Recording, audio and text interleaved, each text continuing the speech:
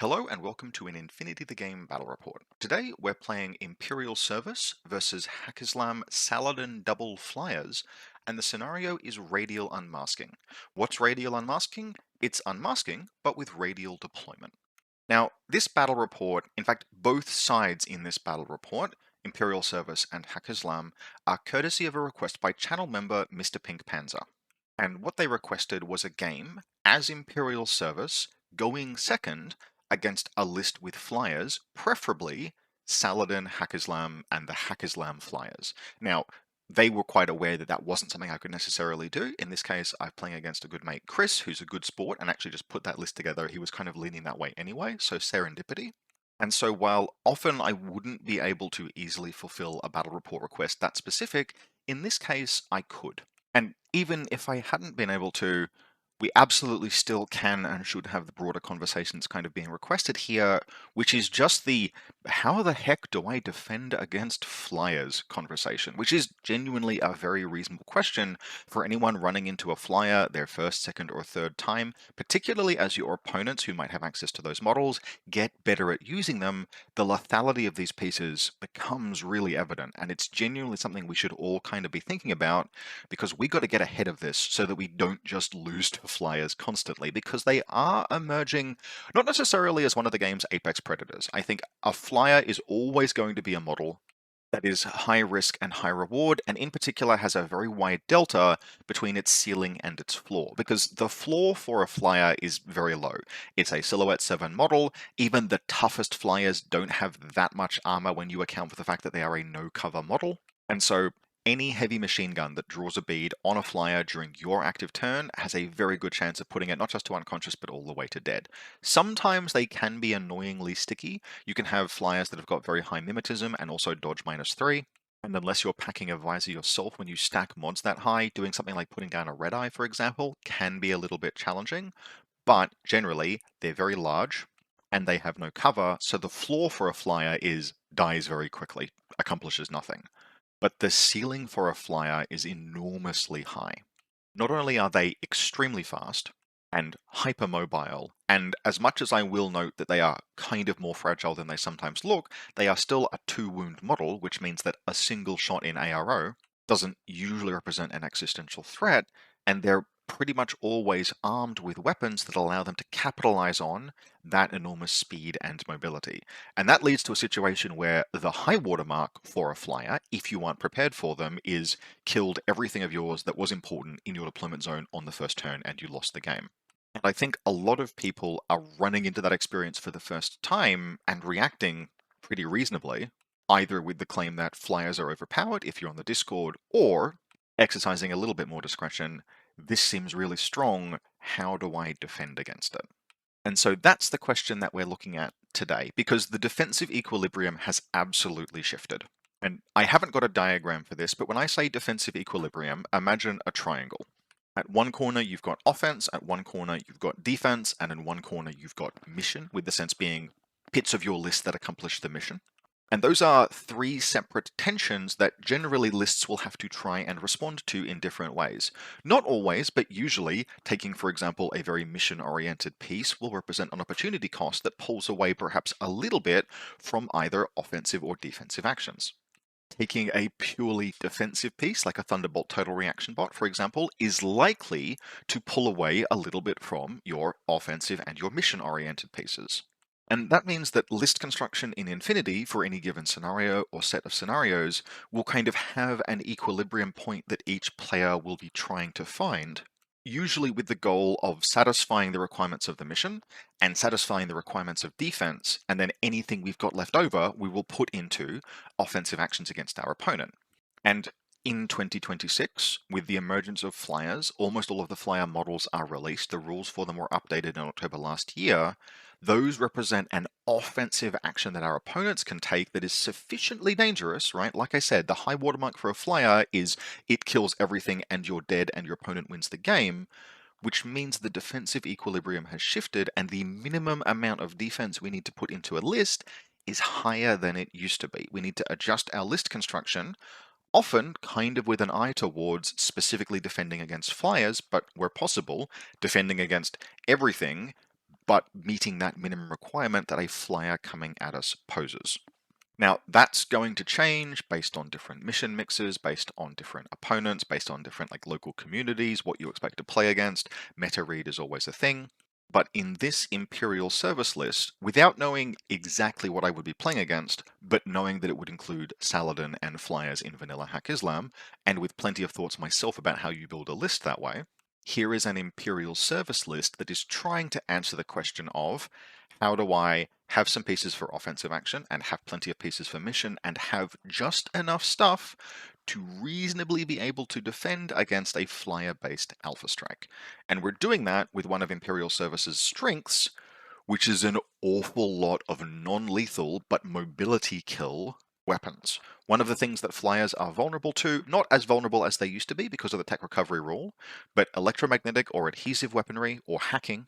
All of those things necessitate that an engineer be brought up to gizmo kit the flyer, because realistically, particularly if it's isolated, it's not freeing itself that turn, and a flyer that's in the open is very vulnerable and probably very dead.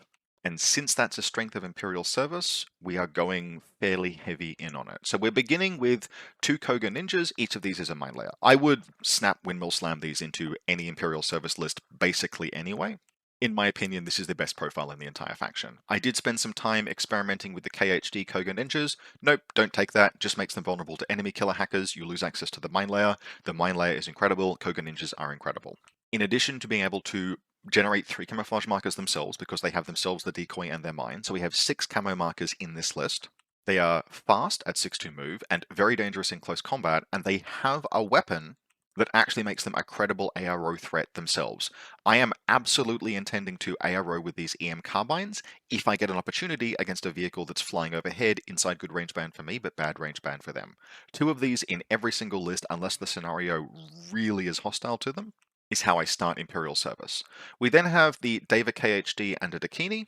This is just a fairly efficient duo. It's got pure duo bonuses, and it gives us access to the best killer hacker in faction.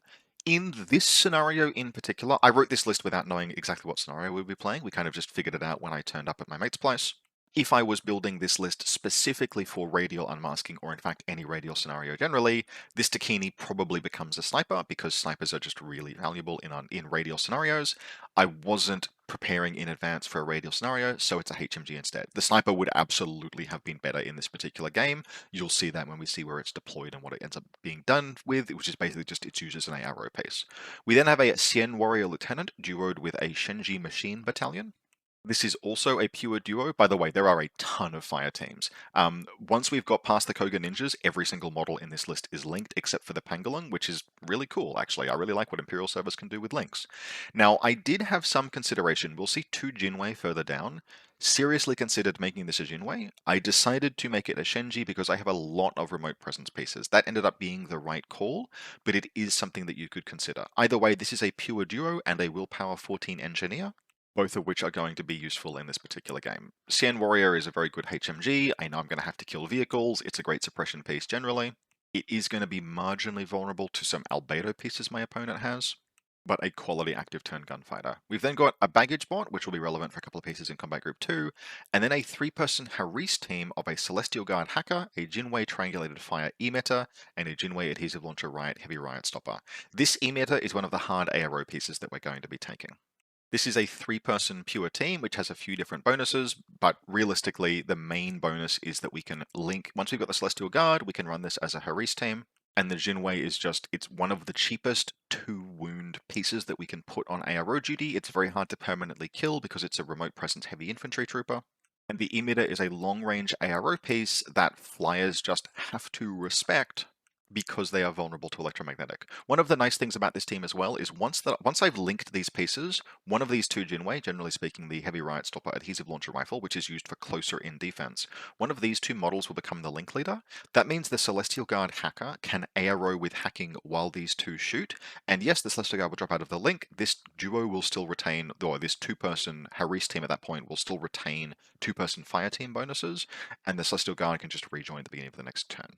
One of the things I have found against flyers is that you can kind of stop them just with hacking if you absolutely have to, but it is better not to. And I'm not willing to try that against Saladin, for example, because a vanilla Haqqislam list has many more tools than just flyers, and if I try and defend only with hackers against enemy flyers, I'm going to have a biker coming right up my ass, and probably some nasty killer hackers as well. So we have to just pay the toll here and have a model whose job it is to stand on ARO duty. That will also be the Dakini in this particular case.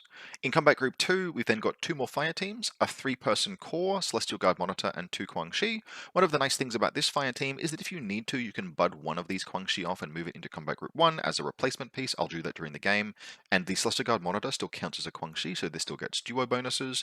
And then an old favorite of mine, Pheasant Imperial Agent Mine Layer. Now, to note, the Mad Traps are not good against flyers because a Mad Trap can't ever contact a flyer, but this is still a boarding shotgun and another emitter. And a Mad Trap will do beneficial things against, say, Zuleika or Zamira, and then a Zanying Imperial Agent, who is a hacker with a pitcher and 0 pain. These 2 pieces can lay out a whole bunch of deployables and then reload off of the Pangalung Deactivator Repeater baggage bot, generally just being nice high utility throughout the entire game. Now, there are weaknesses in this list. There are things where it's not going to perform necessarily perfectly in all circumstances. I wouldn't, for example, play this list against Morad Aggression Force. In fact, I would probably seriously consider literally having an entire second list just for playing against Morats if this is your first list. But I do think it can white knuckle its way through the first turn against most offensive flyer based lists. Not necessarily easily, but you're just trying to survive. And then if you survive, it's got multiple solid options for putting flyers and other pieces down and going about accomplishing the mission. Has a lot of specialists. The Koga Ninjas are specialists, the Shenji is a specialist, the Hacker is a specialist, the Pheasant Zanging Duo are a specialist, the Deva is a specialist. It's also a 15 regular order list, so you can take a few troop losses and still have reasonably serviceable combat groups. And it can reconstitute the pieces that go unconscious in your reactive turn, which is going to happen if you do something like put a Jinwei Triangulated Fire emitter up on ARO duty. So overall, I'm reasonably confident in it, and it would perform okay this game. But first, let's see what it's playing against. Now, this is a not perfectly optimized, but very solid Haqqislam Saladin flyer list, running both of the flyers in Haqqislam and Saladin. Now, there are some things that I could nitpick about. I've written multiple lists that are built kind of around this model as a starting point, and I've gone in slightly different directions. I think there are a few different ways that you can play this. This is also a 298-point list, which is a curse against God, but it is running a violent turn 1 offensive package against which we have to defend, and so it's just fine for today's purposes. From the top, we have the Haytham. This is the heavy shotgun Haytham. I will generally prefer to run the Red Fury profile. I think that is marginally better, but this heavy shotgun is absolutely a terror at close range. My personal take is that if you're running this, it's kind of just a much, much, much better version of Zamira Nazarova, which is good, but you could get things in Haqqislam that can do most of what this Haytham does with a heavy shotgun. You can't quite get things that in Haqqislam that do what the Red Fury does. The Red Fury, for example, is violently dangerous against other flyers, and it picks up some firepower slack. Now, in this particular game, this Haytham will absolutely do Haytham things. This heavy shotgun will reap a toll, so I'm not concerned about its performance, but it is generally, I would prefer to use the Red Fury unless I'm really saving SWC for something else. One of the ways that you can run a list in Saladin that's running, or Haqqislam that's running double flyers, is to take other high quality firepower pieces that take advantage of the fact that your opponent is probably going to have to post ARO pieces to stop the flyers. And if you're doing that, you may want the SWC for other elements, so the Haytham or heavy shotgun is fine. In this particular case, the Haytham is just going to rely on its speed to close. The table will enable that.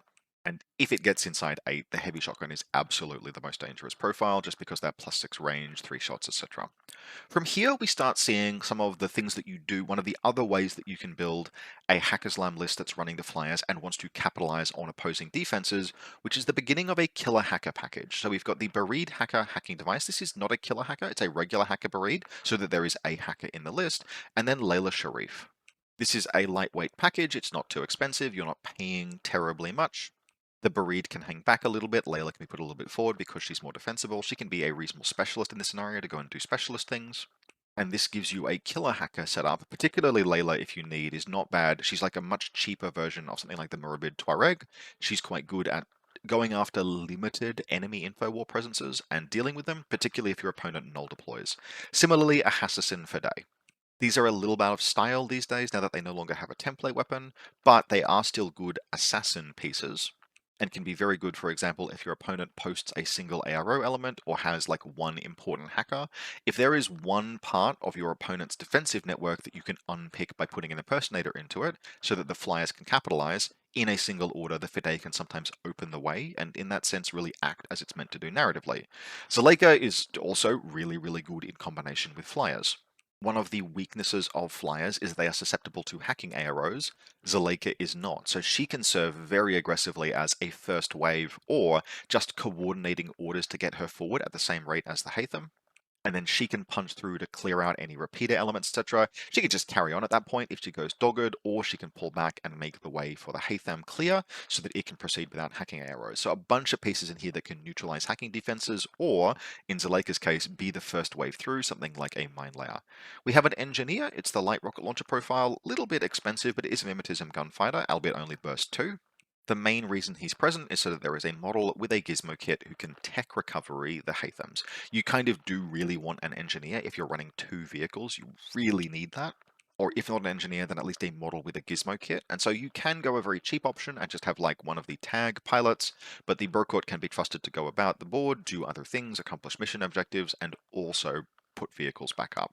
There's a single Nazmat for him and a Nazmat for Rouhani, although he'll not be using the Nazmat terribly much himself, because you can only use a Nazmat on a vehicle to recover it from unconscious when the aerial rule turns off. A Rafik remote mobile specialist with a Red Fury.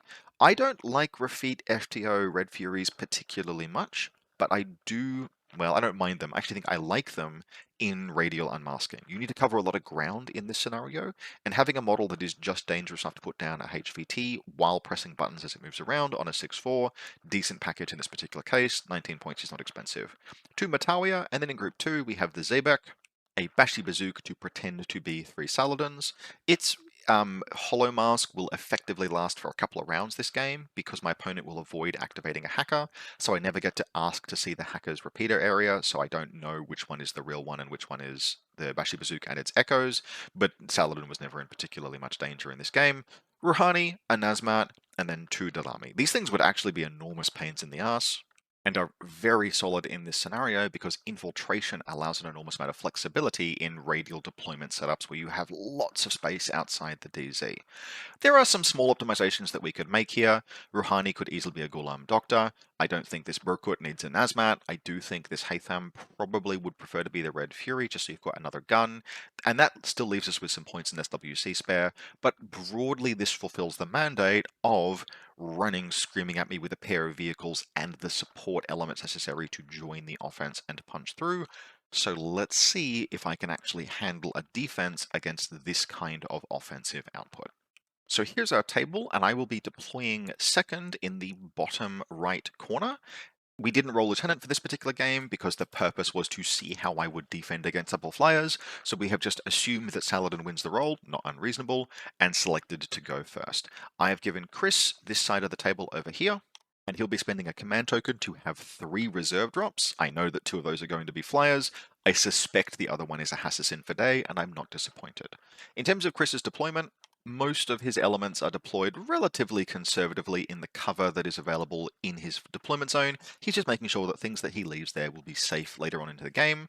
The really notable elements are that the Burkut will be deployed not quite back here, it'll be deployed back here, ready to move up and around this way and support a tag that will eventually come down near it. And then the Delami are going to be deployed on this building on this rooftop here and on this rooftop here. Now I'll actually just pause at this point. They were huge pains in the ass as noted, but I want to call out just kind of 2 things about this table that might not be obvious at first glance.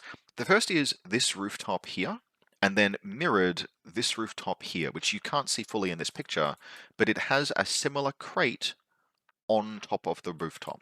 This crate is a little bit smaller across in any dimension than the base of a Silhouette 7 model, and this ledge will accommodate a Silhouette 1 model easily, but not a Silhouette 7 or higher model. That is a very intentional piece of design that I think people probably do want to be incorporating into their tables.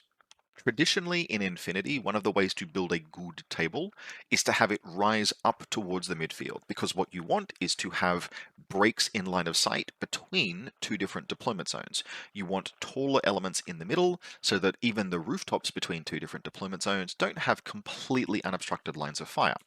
Now, the problem with that is that that tends to put high ground in the midfield, and if flyers can be placed on top of the highest parts of those high ground, you create a plunging fire nightmare. And so on this table, almost every rooftop is accessible to flyers, but the two highest points on the table, that's this one here, and then the very top of this apartment block, are not accessible to flyers. Something that you can do when you're setting up is just say, you can just say, hey, nothing can go on this rooftop if that's something that you want to do, or you can arrange scatter in a way like this where a model can't end its movement there easily. Now a flyer could still, for example, move up onto this rooftop and then buzz up, fire some shots and buzz back, but it can't move up onto and end its movement on this highest ground. Just something to note, flyers will still have a lot of mobility on this table, but if you are feeling concerned about flyer offensive pressure, and you're particularly getting gunned down by plunging fire from high ground in the midfield, do something like this. Now, for my deployment, we're going to talk through a little bit more. Oh, Zamira is here in case that wasn't obvious.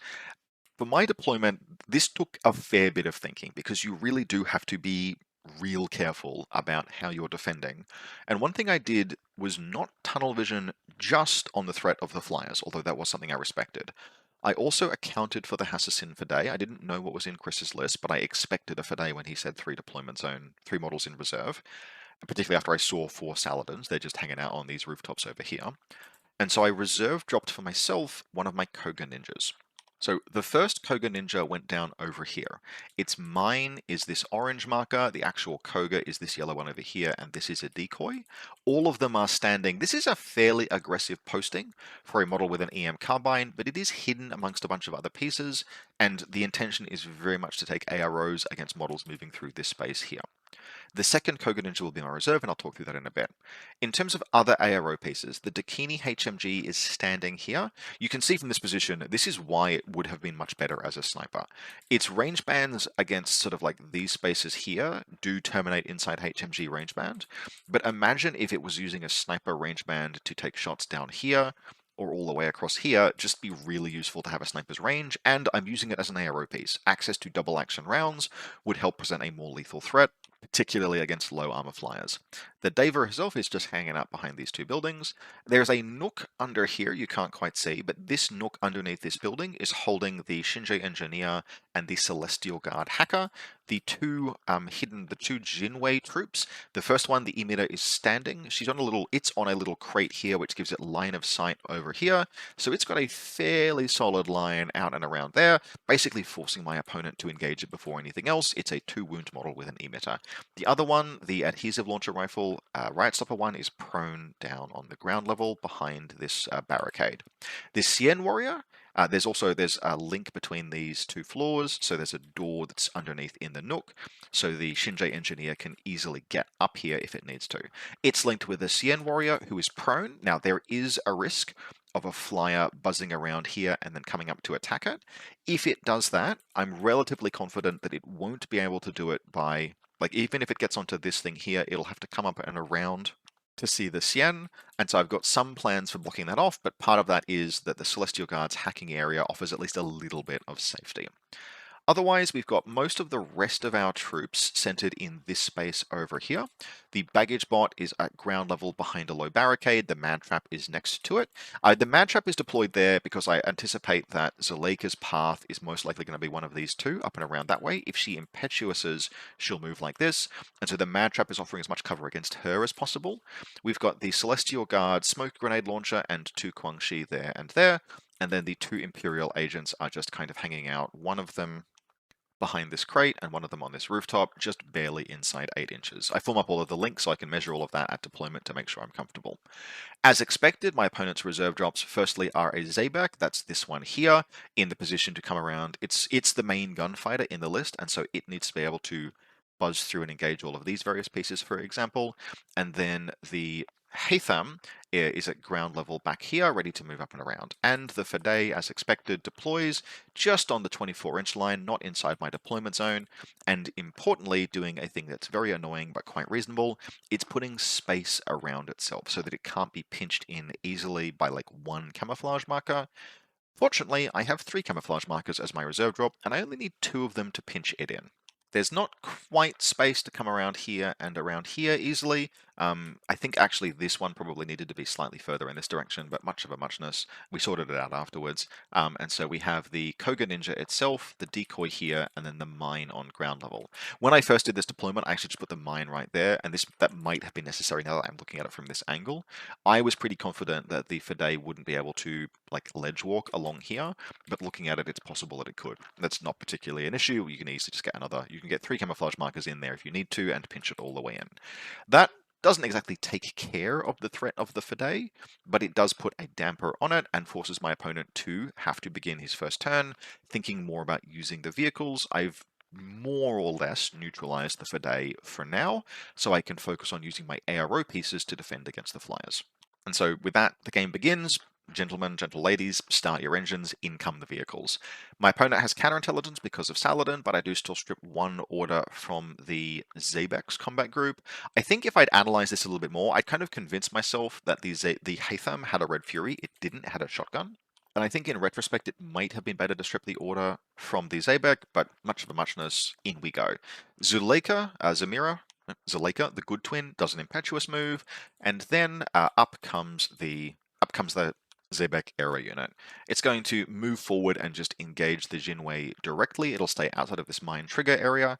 And after 2 face-to-face rolls that result in me taking a wound, he does get bricked by the emitter, which is why he has the engineer back there. Engineer comes up and around and unbricks the Zebek. Ultimately, that's fine. I just want orders taken out of the pool. The longer that this Jinwei lives, the better. But eventually, the Haytham will put it down. Unconscious, I think it does 1 shot where it like punches 3 wounds through into it. But it's got unconscious level 2, so it goes unconscious 1, unconscious 2. It's okay, not dead. It puts 2 wounds onto it, rather. It'll then come up and around and engage this Dakini. And again, multiple back and forths here as it needs to avoid this mine. This is not as good a face-to-face roll against the Dakini because the Dakini has Mimetism, which keeps the Haytham basically locked down to hitting on 10s, whereas the Dakini is on 11s. The Dakini will actually crit once and do a wound, but unsurprisingly, 4 dice with the Haytham, ballistic skill attack -3. It will put the Dakini unconscious and end its turn here. Now that takes all of the orders that it has, that's something like 6 or 7 orders, but the Haytham does succeed in buzzing down my 2 ARO pieces, which then frees the other ones up for a run. And at this point, we kind of have to start white-knuckling it and beginning to make other sacrifices. My opponent will use a couple of coordinated orders to move the Mutawiya and the Rafiq and the Haytham and Zamira all up and around here, which is terrifying. The Mutawiya will end up doing a jammer attack, intuitive, against this camouflage marker, but that's a mine and just reveals it, that's fine. The main thing is that along this line of effort, Zamira and the Haytham will push around this direction. And this is where it's sort of like, it's going to get messy and I have to start revealing models in ARO. Chris does a good job of avoiding hacking areas and using coordinated orders to move multiple pieces up aggressively, and we have 1 action where the Haytham and Zamira both kind of end up in this position here. Zamira triggers the Mad Trap, so I know there's going to be a dodge, so I reveal, as much as the Haytham has ballistic dodge -3, I reveal this Koga Ninja and I take a shot. Now the Koga Ninja misses, but the Mad Trap does successfully goop Zuleika in place, which leaves nothing to push through the repeater network. So the Haytham basically has to happy itself around dealing with the Koga Ninja. It will fly up, it will get within close range. It'll actually manage to avoid detonating this mine initially. And after a couple of exchanges where the ninja is using his bang bomb to try and dodge, my opponent elects not to fire the chain rifle, because I do otherwise dodge pretty okay. There is a face-to-face roll where the Haytham actually triggers this mine, tanks both saves, doesn't kill the ninja, and pulls back, and then comes around again. And at this point, I'm like, okay, this ninja's lived long enough, and I just place a mine down because it traps the Haytham in position. The Haytham does indeed kill the ninja. There is a mine sitting next to it. It pulls back as one of the very last orders of the turn. The mine detonates, and I reveal this Koga ninja who fires. and it makes its dodge. The Koga Ninja actually misses the attack thanks to dodge -3, but this time the Haytham's luck runs out, and it is isolated and immobilized by the EM mine. So, taking stock. Beginning of my first turn, I'm down multiple pieces. The Koga Ninja here is dead, the Jinwei is unconscious, the Dakini is unconscious, and this Koga Ninja is fully revealed. This Haqqislam List is still in impersonation state, which means it's a problem I need to solve. Both the Armies are still standing, but the Zabek is wounded, and the Haytham is isolated and immobilized. Also, Zamira is immobilized thanks to the Mad Trap, so I can work with these things. She's also targeted incidentally. First thing we're going to do is let this Quang Shi take an Impetuous activation, runs around, fires its targeted pistol into Zamira, who dodges. She succeeds the dodge, but she doesn't beat my shots, and the pistol actually kills her outright. Now, from there, I want to go about putting down these vehicles, and I want to go about recovering my unconscious troops. But these Daylami are a huge pain in the butt because they have really aggressive crossfires into basically all of my deployment zone. And it takes a couple of minutes of puzzling to figure out how I get around that. What I'm eventually able to do is activate this Celestial Guard, crawl prone and stand. That gets me out of line of sight of both. Fire a smoke grenade down there. Then crawl across. Then I can stand, move up and around, and step up onto this lip. I need to do that for the height to get a smoke grenade down there, and then later in the turn we will also fire a smoke grenade down here to cover the movement of the Shinji Imperial Machine Battalion. That is 3 of the 4 orders I have in the group. I've only got 4 because I have moved the Impetuous Quangxi into Combat Group 1, just that I've got some orders in Combat Group 1 to play with. But that gets all of the smoke down that I want. The only other order in this combat group that will be spent is getting a pitcher. I think it's going to end up down here to be a pain in the ass for the opponent. Now, that gives us some good smoke coverage, particularly in and around here. So the Shinji and Xian Warrior are going to get to work. They have a bunch of things to accomplish, but I do have orders to spend on them, in particular thanks to the Quangxi that moved over. What they're going to be doing is, firstly, we're going to be moving the Shinji up and recovering the Jinwei Forbidden Palace Heavy Infantry Guard, and we're going to use that movement to get the bloody hell Xian Warrior out and around. The Xian Warrior is going to get into this position. That's going to start letting it make discover rolls. It's going to start by discovering the Haqqislam List. Actually, it'll get all the way on around to here. It's in smoke. It'll start by discovering the Haqqislam List. I'm ending this more than 3 inches away, by the by. And then we'll discover the Haqqislam List and then shoot and put unconscious the Haytham Aero Unit. Something that's really useful about this engagement is I'm going to be hitting on 7s. I can see over the intervening terrain because it's very tall. And because it's been emitted, or hit by an EM mine technically, it can't dodge to trigger dodge -3. It can only reset. It does, but I'm firing 5 dice on 17s into it, and I put it down. I think I put it to unconscious. I'll allocate some burst to kill it later in the turn. That gets us 1 discover against the Fidei. Then we can activate and discover the Fidei again, and this time I'll be on 17. So she's really got no choice but to dodge, and I light her up with a point-blank heavy machine gun since she is in close range. I still go with the HMG, even though it's on 11s rather than 17s for a pistol, because it lets me put a couple of dice into the Haytham to finish it off. And frankly, I'm close enough that 3 dice on 11s. This the extra dice, damage 5 at close range. The odds versus a pistol is so weak damage that the HMG still makes a reasonable amount of sense, and it gets me a second thing that I want. So we put her down. We've put down the Haytham.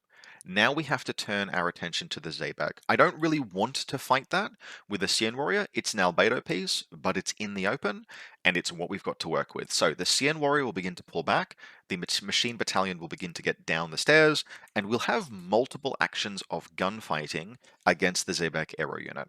It's going to be firing back, it's going to be imposing net -6 on me, but I will be imposing -6 on it. So because it's got ballistic skill attack -3, I'm in the open. I'm suffering the albedo, he's suffering the smoke. So it's going to be rolling 1 dice to hit on 7s, I'm going to be rolling 5 dice to hit on 8s, and eventually I will punch through and kill it as well. Actually take it all the way to unconscious pilot, while I'm in the process of sending the Divine Machine Battalion over and around. I think it'll eventually take my lieutenant order to put this down as well. The Machine Battalion will come up, fix the Dakini, and then push back around to this position here. And that's basically the end of my turn. I make no ground on the mission, but I have shaved off all of my opponent's offensive actions against me. I think the last order I have to spend after I Lieutenant order the Sien Warrior is this Koga goes back into camouflage. But we have successfully killed both vehicles, including putting all the way to dead the one that is inside potential repair range of the Engineer, and Zamira, and the Haqqislam List. Only 4 pieces, but 4 very important pieces. This is something that you kind of need to do. If you're thinking about how do I defend against vehicles, you can defend against them, but you then have to capitalize on your first turn. And learning how to do that is one of those things that follows on from learning how to defend. Now from here, Chris passes into his second turn, and he's diminished, but really only in terms of troopers, not necessarily in terms of orders. He still has plenty of orders in his list, and so he orients now toward accomplishing the mission. Now he has one specialist that has moved forward aggressively, and that is the Rafik Red Fury, and I do have some elements that are pinning it back. I have a picture that's been placed, and several of my ARO pieces are back. I'm almost completely out of command tokens now, so none of these command tokens, none of these fire teams have been reformed, but we do still have ARO elements up. It doesn't really have a good way of contesting them. The Red Fury can do it, but it's not ideal. So Matawiya throws down some smoke, takes a couple of goes, but with the smoke down, the Rafik gets clear, gets carbonated, that's no problem. Speedball comes down, clears up the Rafik, and then the Rafik comes around to activate this console, and then continues on around here because one of my HVTs, it's a decoy that's been revealed, but you get the kill up and around to engage this. Now I think the Rafik ends up being moved into Combat Group 2 to accomplish this using Saladin Strategos, but after a little bit of back and forth, actually a relatively lucky HVT, it does eventually go down, and the Rafik ends its turn in this position. Otherwise, Chris begins to stage elements, including moving the Engineer out and around this direction to get a line across here, just so it can potentially make a turn 3 play. I pass on into my second turn, and at this point we are kind of in a comfortable position, except we are now behind on scenario. I've got no scenario ground, Chris has killed a decoy, and the Dalamis are still present. So we're going to try and deal with them this turn. Fortunately, we've got a few good options for doing so. The Sien Warrior is not terrible, and the Jinwei is actually really good at just getting these things out of cover, out of like getting these things revealed, because it has a sensor, it's very good at discovering. It would be even better if it hadn't fallen out of the fire team. And so it's able to discover and reveal actually both of these Dalami. This one, when it discovers the Dalami, responds with a Panzerfaust. I think I face-to-face it with the emitter. It takes a hit and fails its guts and goes prone. This one is a non-conclusive engagement. I think I isolate it, but it stays standing, and then I just finish it off with the Sien Warrior. That takes care of both of the Dalami. This one technically is still alive, but it's prone, so I have some options to move around. And so we're going to have the Koga Ninja jump down here, move past this objective. The Dalami will fail its dodge. I'm going to activate the objective, and I'm going to reveal, I think there's a decoy over here. It turns out to be a decoy. Then we're going to crawl past into base contact with this door and appear at the doorway behind and in melee with the Dalami. You would have line of sight moving up through these doorways, but it's appeared out of the Dalami's line of sight, and it'll stab the Dalami in the back and put it dead. Excellent work, Koga Ninja. 6-2 move is really good on a close combat specialist.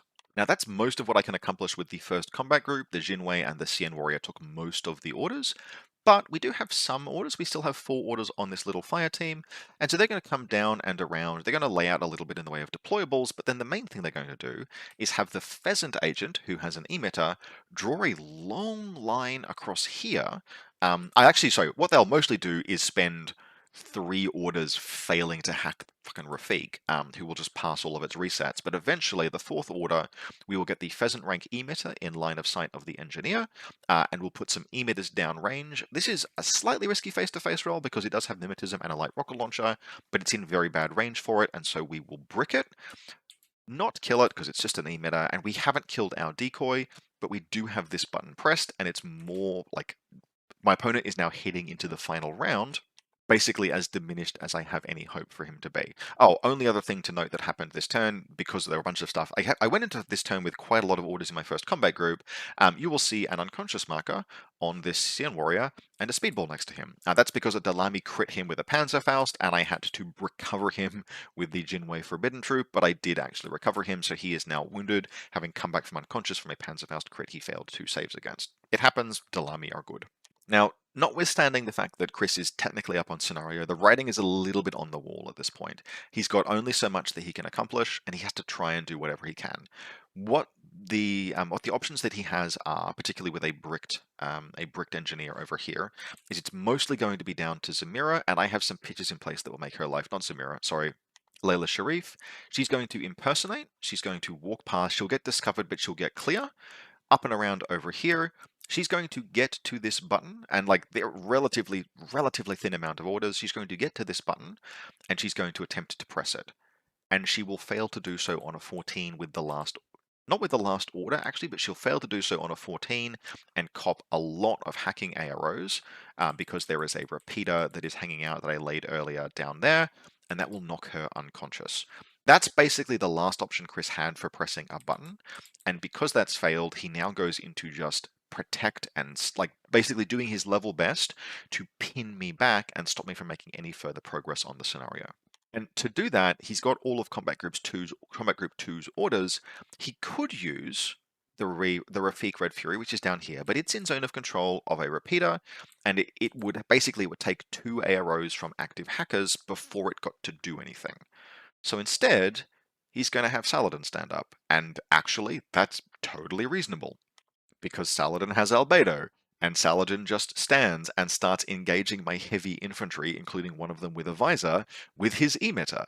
And after multiple back and forth orders, he is actually successful in making the Cien warrior drop prone, isolating and immobilizing the Jinwei, and isolating the Koga ninja, which is very rude and very funny, particularly because he's still bloody standing at the end of all of that. So folks, if you're a Haqqislam player, remember, there are circumstances under which Saladin is both a gunfighter and a very annoying ARO piece. And that's going to make my final turn very annoying, but not impossible. We're going to lay down some smoke and we'll have a few different lines of advance. Over on this corner here, where we have one smoke grenade that needs to go down to block line of sight to Saladin. Otherwise, this team is going to move, press button, and then move and shoot down the HVT over here. This actually ends up being the real one, and so that comfortably nets me the game. No, I tell a lie. This one was a decoy, but we still have plenty of orders in the first combat group. And so the Celestial Guard and the single remaining Jinwei, under cover of smoke, will move up and around here, crawl across this rooftop and press this button, reveal the HVT that's down here, that turns out to be real, and then staying prone underneath Saladin's line of fire, they'll basically have one order where they burst forward into line of fire of everything, and the Jinwei leans out over this corner to see the HVT, and while Jinwei mostly have non-lethal weapons, this is a burst 3+1 special dice heavy pistol, which executes the high value target, netting me actually an awful lot of points. I'm also able, as the last order of the game, the isolated Koga Ninja is able to move out here and lean down, also with his pistol, just a regular pistol this time, and execute the decoy HVT at ground level. I think he gets hit by and dies to the Pulsar on Saladin, but much of a muchness, we have killed all 3 HVTs. We've also got 2 of the buttons pressed, so we've stopped Chris from pressing more buttons than us and stopped him from killing the real HVT. Chris, if you're wondering, this one over here was the real one. And so after just absolutely white-knuckling it through turn 1 of the game against a flyer onslaught, that is a 10-0 win to Imperial service against double flyer Fidei Saladin Haqqislam in Radial Unmasking. Now, do I think this list can always sure thing defend against this kind of flyer attack? No, absolutely not. This is violently powerful and offensive tool, and sometimes it will break through. However, this game did showcase how you have to accept casualties, how you have to layer and set up your defenses, and how you can recover and have a really good rejoinder. I am particularly happy with my first turn in particular. Losing 3 models to the offense was tolerable. It sucked, but it was tolerable. Being able to reconstitute 2 of them and put down 4 of my opponent's most dangerous offensive elements was about as close to a perfect turn 1 into my turn 1 that I could possibly have gotten. In that respect, the list did basically everything that I had hoped it would do, and I think even if we did a little bit in the way of, say, further optimizations to Chris's double flyer list, at most those would produce a situation where maybe he's in a better state to play scenario going into the final 2 rounds, but I think I can still reasonably recover and pull the game back, which at least showcases that it is possible. Flyers are very, very strong. I think you could easily put a couple of gentle nerfs on them, take away jump 3 inches, knock dodge -3 off a couple of them, leave them mostly intact. I think you could easily do some small taps to them, and they'd still be a very, very powerful class of unit, but it is possible to defend against them and possible to survive against them in your first turn. So I hope this has been reasonably useful. Absolutely white-knuckled it through my first turn. I was definitely like locked in for the entirety of deployment and that first turn, but we did make it through, and hopefully this has been an interesting and enjoyable game. Once again, thanks to channel supporter Mr. Pink Panzer for the request. And as a reminder, if you'd like to support the channel, you can do so via the Buy Me a Coffee link in the video description below, or by becoming a channel member on YouTube. I've also got a Corvus Belly web store affiliate link if you're thinking of buying things and would like to chuck a couple of dollars my way that way. Otherwise, I hope that you've enjoyed this. As always, we do Infinity content about once a week, and so that means we'll be back next week with more Infinity the Game coverage.